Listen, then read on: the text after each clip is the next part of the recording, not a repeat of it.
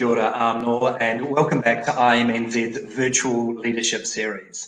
Our next speaker is leadership expert and IMNZ facilitator, Christine Wattie.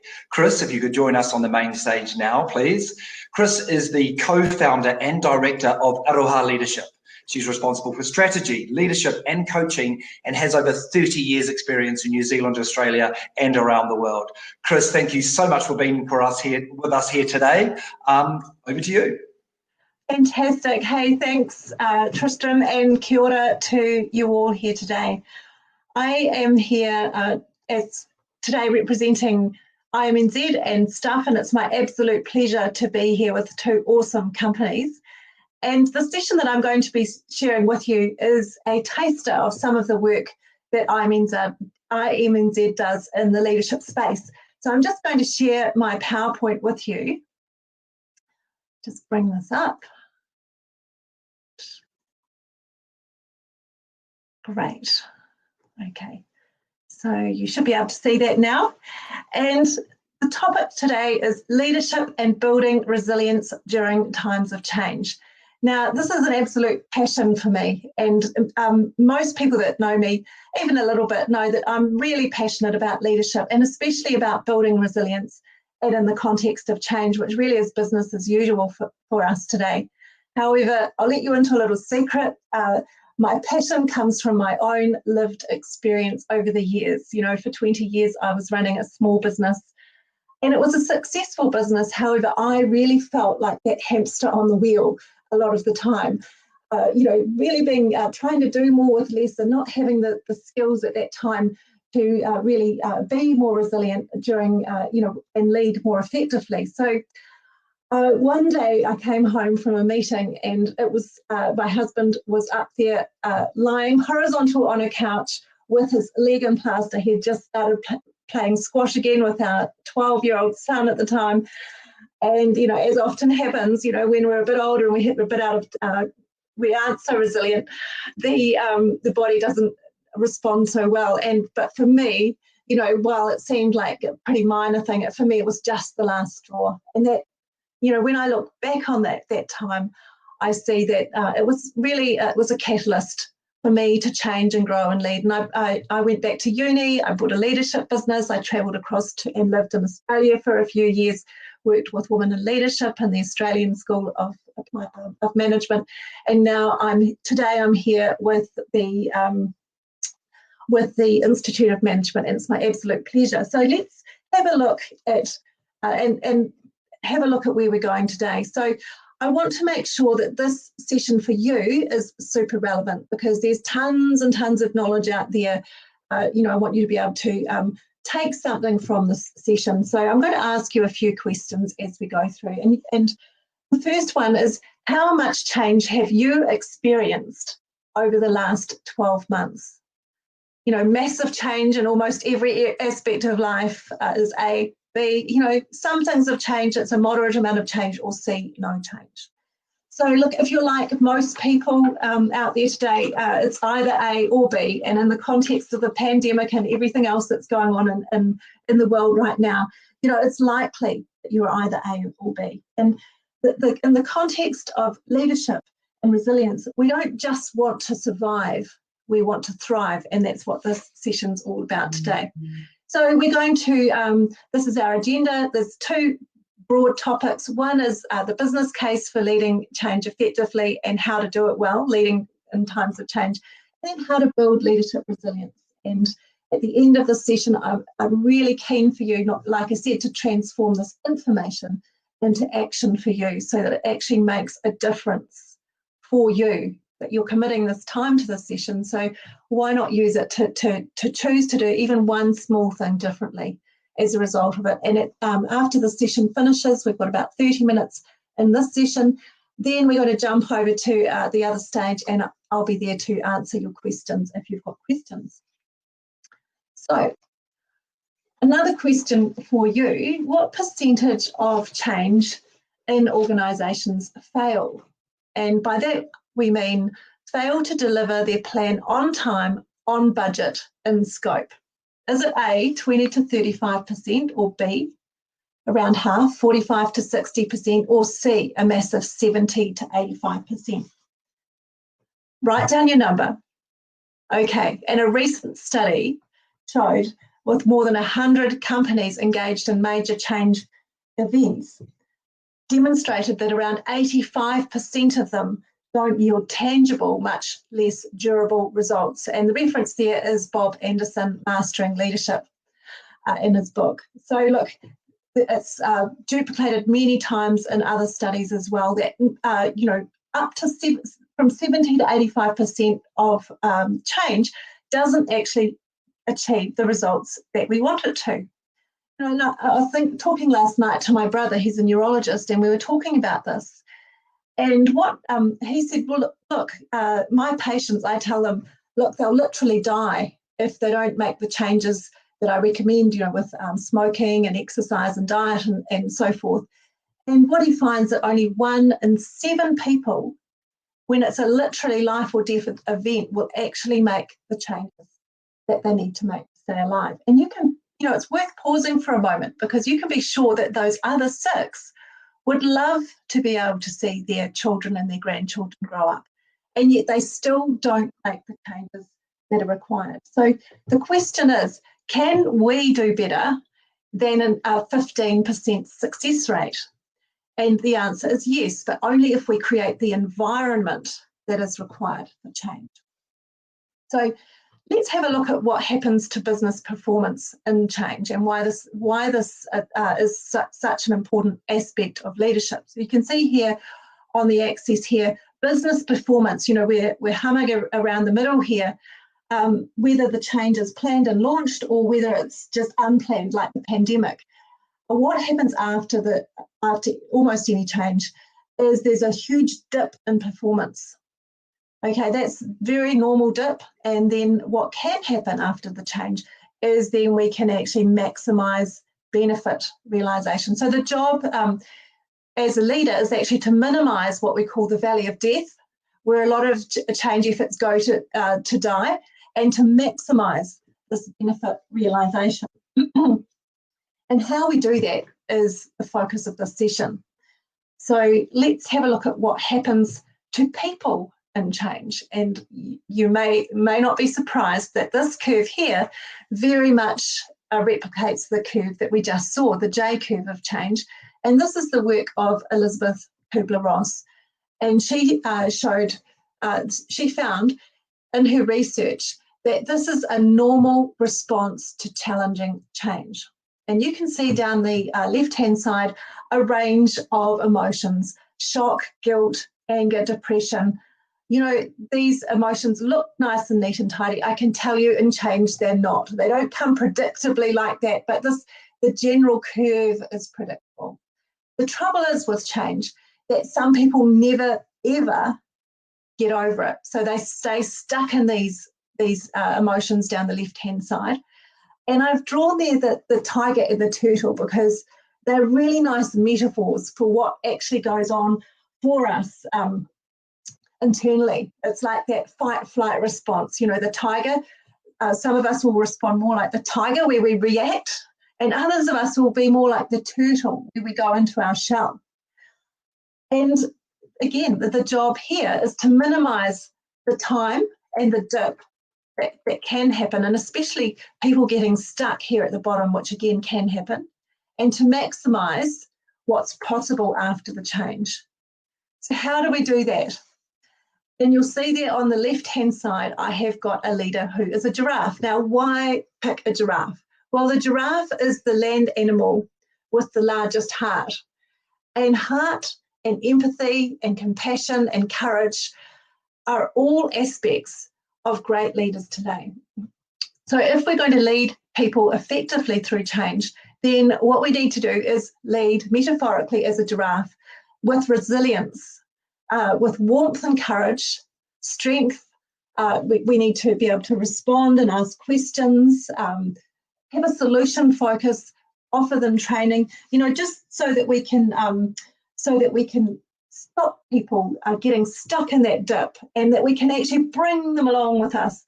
The important thing to realise is that these exact same emotions that our people will be experiencing, we will also be experiencing often during change. So you've heard it say, put your own oxygen mask on first. And that's really, really true. The awareness of what's going on for you, supporting yourself through this first, being kind to yourself, and having strategies for resilience are really important. Put your own oxygen mask on first and then support your team and your people through the change. So how do we do that? And that's building resilience. When we talk about resilience, what we're talking about is the capacity to rebound from adversity, strengthened and more resourceful. And that, so it's not just about not having any challenges. In fact, studies done have shown that people can actually, it can be a gift, as I shared with you about myself earlier, when I was the hamster on the wheel. Actually having the last straw, now I look back, is like it was a catalyst and it's a gift, because it allowed me to go and study again, to get some resources so that I could bounce back strengthened and more resourceful, and actually get involved in something that I'm much more passionate about now, and really that I really, really love doing. So the question here with this, I've given you a resilience wheel to look at here, because this is something that is really useful for leaders when they're feeling a little bit, some of those red emotions that we saw in the last slide.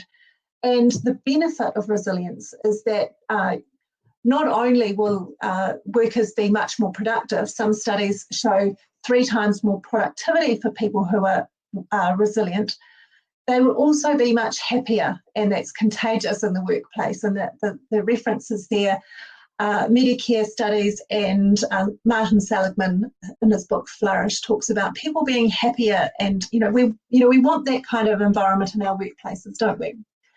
So here's a quiz for you, and this will be, if you would like a copy of this resilience wheel or any of the other resources that I've got sharing with you today, please send me an email. My email's on the last slide, and I'd be happy to do that, because we're going to go through this really quickly here, but later on you might want to do some more reflecting. So as we go around this wheel, think about your health and your physical well-being. The question is, how satisfied are you with your health and your physical well-being? Are you an ideal weight? Do you eat well? Not too much alcohol in the evenings, weeknights, smoking, you get enough sleep, those kinds of things. How satisfied are you with this cog here? And so if you're really satisfied, you'll give yourself 100%. If you're really unsatisfied, it'll be somewhere down here. And that's the key, is thinking, okay, how satisfied am I there?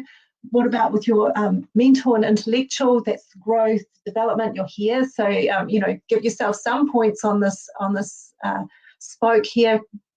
Career and professional. Are you where you want to be at this stage in life? How satisfied are you with this? Your money and your financial side. How satisfied? Social and emotional. Do you have friends and people that you connect with, and things that you love to do? Hobbies. Do you have fun in your life, and family and partner? How satisfied are you with that? And lastly, spiritual. Do you have a sense of purpose? This isn't necessarily religious, though it could be. It's like, do you have things in your life that give you a real sense of purpose? Now, that can be your work if you're like me and you just love what you're doing, or it can be a walk of the woods. So, you rate yourself on each of those areas, and then my question for you, if this was a wheel of a car, what kind of ride would you be getting? Now, if it's like most people, it's a bit wonky. So the wonky area might be something that you want to do something about, something that you could commit to taking an action in. So keep that in mind as we continue through this session here today. Because, it's all very well, as I said, having information, but really it's the action that's going to make the difference. So is there one area there on that wheel that would make a big difference to your resilience and would support you to be a happier, more productive worker in the workplace? and not only in the workplace, in all of your life. Now, becoming a resilient leader starts with you. So when you look in the mirror, what do you see? Do you see that tiger, that courageous tiger, or as we spoke earlier about the giraffe, you know, whatever the animal is it somebody who's powerful and resilient and courageous and compassionate and empathetic and results driven and being the leader that you want to be? Or is it more like that timid kitten? Now, be really honest. What do you see? Because it's only in your honesty that you have the ability to do something about it. So Gandhi says, be the change we want to see in the world. Extensive research shows that leadership effectiveness is a primary contributor to business performance, and it starts with you. And this here is one of the biggest keys, I think, to resilience, leadership in all areas of life, and that's the mindset that you come, that you bring with you wherever you are. Okay, and really there's only two mindsets. We can either be coming from the place of love and courage and can-do, creativity, or we can be coming from the place of fear, of blaming other people, making excuses and getting defensive and being denying when things aren't going well. So, you know, we can be coming from the place of a victim or the place of a creator, place where it's all happening to me and I can't do anything about it, or it can be coming from, yes, saying a yes to life, not a no to life, you know, not coming from the, oh my goodness, that reptilian fight-flight response or that creative space. So as a leader, you know, think about, you know, how is your mindset? Are you coming from fear, or are you coming from love and courage? And what can you do to support your courageous mindset? You know, what is it that you can do? Is it one of those things from the resilience wheel, or is it putting a daily practice into place? The important thing here is that we do get a choice. Many people think, oh, this is just the way I am. You know, I can't count the number of people who I have heard say, oh, look, it's just the way I am. I'm, you know, that's just me. In fact, if I dial back 20 or so years, that resonates with me. I didn't know what I know now, that we can actually choose our response. In fact, let me share with you a little story from Viktor Frankl, a psychiatrist in a Nazi prisoner of war camp. Viktor Frankl, many of you will have heard of him. He's the author of Man's Search for Meaning. And while he was in this prisoner of war camp, what he did was he observed the other prisoners and decided to make use of his time in these terrible conditions, and have a look at how people responded in different circumstances. And what he found was that when people were really not doing so well, they would, you know, well, actually all the prisoners were offered every day a bowl of watery, gruely, you could hardly call it soup, but it would keep them alive. Or sometimes they were offered a cigarette. And what he noticed was that the prisoners that chose the cigarette were choosing to give up on life. And what he deduced from this was that, you know, the last of the human freedoms is the ability to choose our attitude in any given circumstance. And so for you here, most of the things, even they're not life or death, even though, you know, when there is a pandemic, it can feel like it, or when you're made redundant, or, you know, difficult things happen, it can really feel like it is literally life and death. And yet what we can do in that situation is choose our attitude in any given circumstances. So that is available to all of us, and there is a lot more tools around how to do that. I've shared a couple of them with you in the session. So let's just have a look at, in summary, the business case of the change opportunity. Effectively led change can achieve extraordinary results, yet most change fails. Up to 85% of change in organisations fails. So there's a change opportunity. We need to understand this tiger turtle resistance and lead as a giraffe with warmth and strength. And we need to put on our own oxygen mask first, of course, because of these same emotions that other people will be experiencing, we will also experience. Resilient leaders are balanced. You know, how satisfied are you with your wheel? Did you come across one area, or maybe more than one, where you could make a change, where you could take action? Leadership starts with you. You know, how is your mindset, and what can you do to support your mindset coming from that love, courage, satisfaction space rather than the fear, blame, make excuses place, which is the natural space to go. You know, like it's really natural and you know, in our world today to go to that red space. However, an effective leader today is a resilient leader who has the tools to choose to lead above the line. Now, action plan. So what is it that's struck a chord with you? And I always say the best way to make it, to take action is to have what I call a smart action. What will you do by when? So it's not, oh, look, I decided I need to get fitter, for example. So why is that no good? Because of course we want it, but we can't measure that. So around a year and a half ago, my partner decided that he needed to be healthier. You know, we're approaching the age that we're at now, up to big stuff. You know, he decided that he needed to be healthier. So rather than, and for about the 10 years prior, he'd been deciding that. But what he decided to do was to put in place what I call a smart action. So he decided that 3 days a week, he would, at that stage it was walk, now it's run, 30 minutes a day, every, so on Monday, Wednesday and Friday, weekdays. And he would not go back for a second helping of his food and a couple of other things.